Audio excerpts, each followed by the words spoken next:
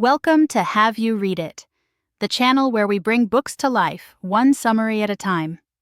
Today we're diving into Bill Gates's How to Avoid a Climate Disaster, the solutions we have, and the breakthroughs we need. This book isn't just another doomsday prophecy about the impending climate crisis.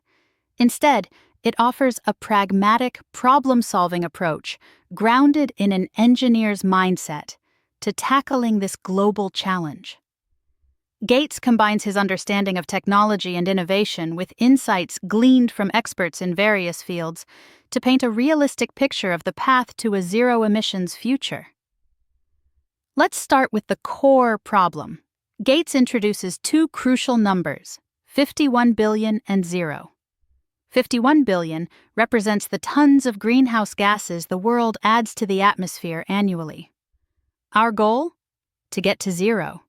This doesn't necessarily mean absolute zero, but rather near net zero, where any remaining emissions are offset by carbon removal methods. This is a critical point because it frames the entire discussion around a clear, measurable objective. But why 0? Gates explains that the climate acts like a bathtub. Even if we slow the inflow of greenhouse gases, the tub will eventually overflow, leading to a climate disaster.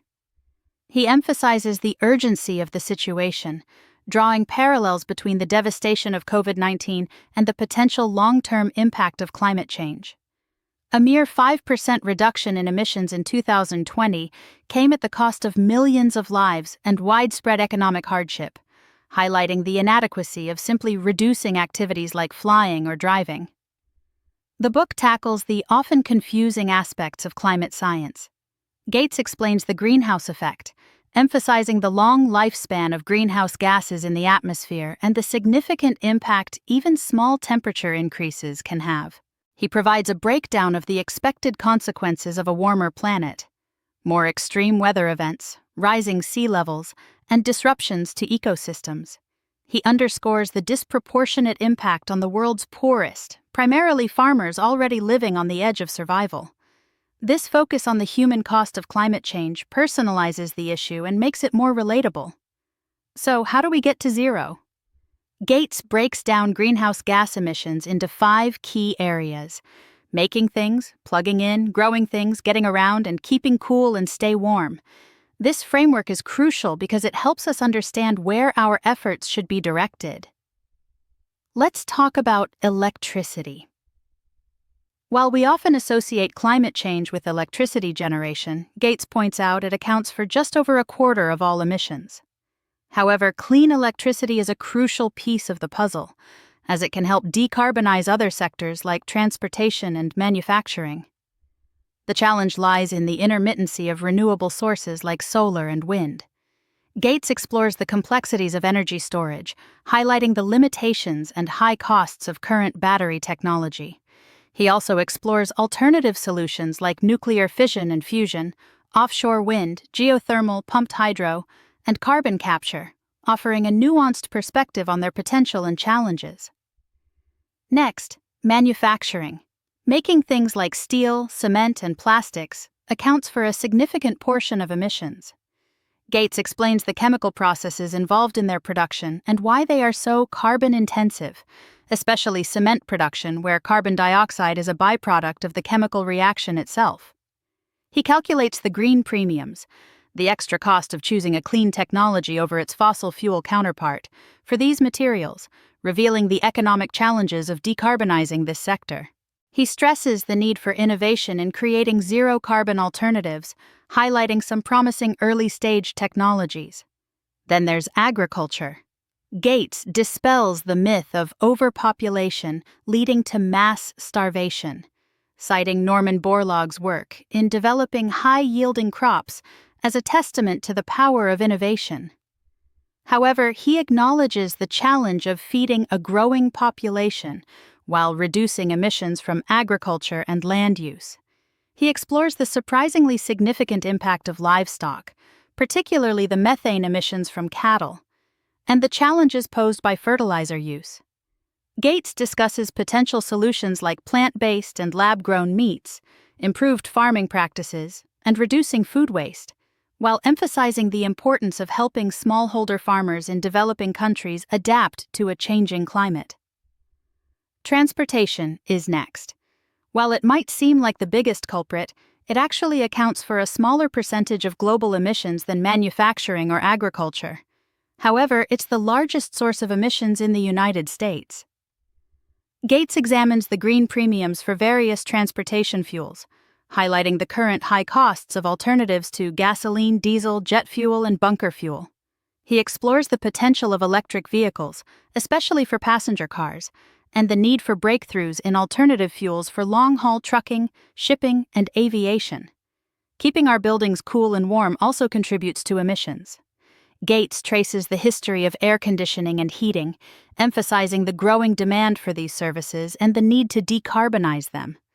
He explores the potential of heat pumps, which can be cheaper than traditional heating and cooling systems, while using clean electricity. He also highlights the need for more efficient buildings and appliances.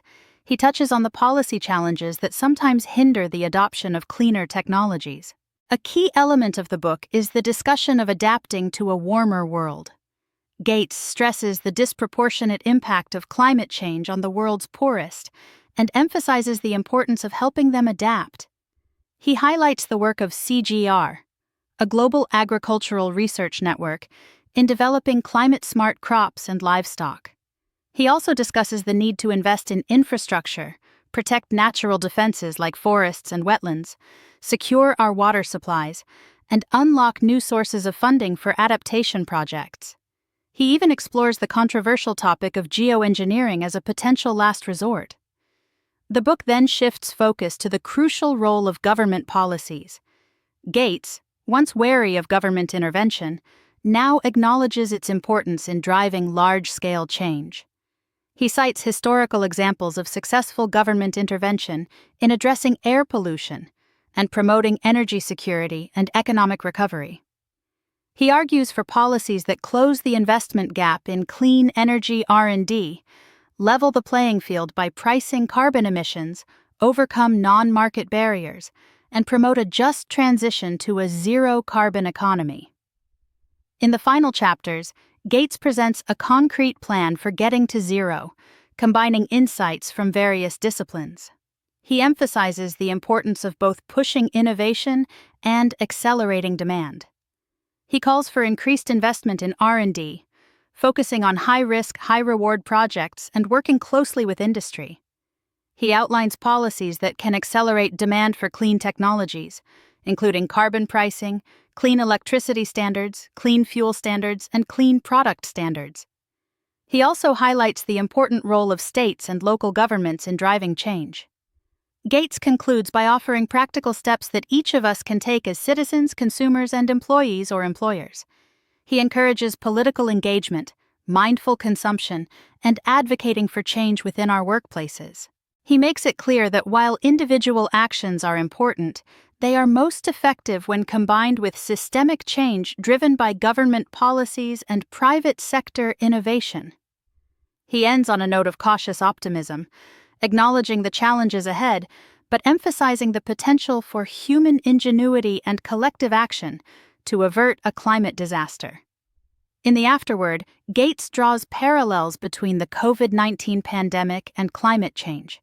He emphasizes the need for international cooperation, letting science guide our efforts, focusing on those hardest hit, and investing in solutions that both stimulate economic recovery and reduce emissions. He points out that unlike the 2008 recession, public support for climate action remains strong despite the economic challenges of the pandemic. So, what's the main takeaway from how to avoid a climate disaster? We have to get to zero. This will require a concerted effort across all sectors of the economy, driven by innovation, smart policies, and market forces. And while governments and the private sector have a crucial role to play, each of us can make a difference through our choices and our actions. Here are a few easy-to-remember heuristics from the book. Remember 51 billion and zero. Ask yourself, how much of the 51 billion tons are we talking about? What's your plan for cement? Think. Kilowatt equals house. Gigawatt equals city. Hundreds of gigawatts equals big, rich country. Consider green premiums. Thanks for watching. Make sure to give this video a thumbs up and hit that subscribe button so you never miss our next book dive.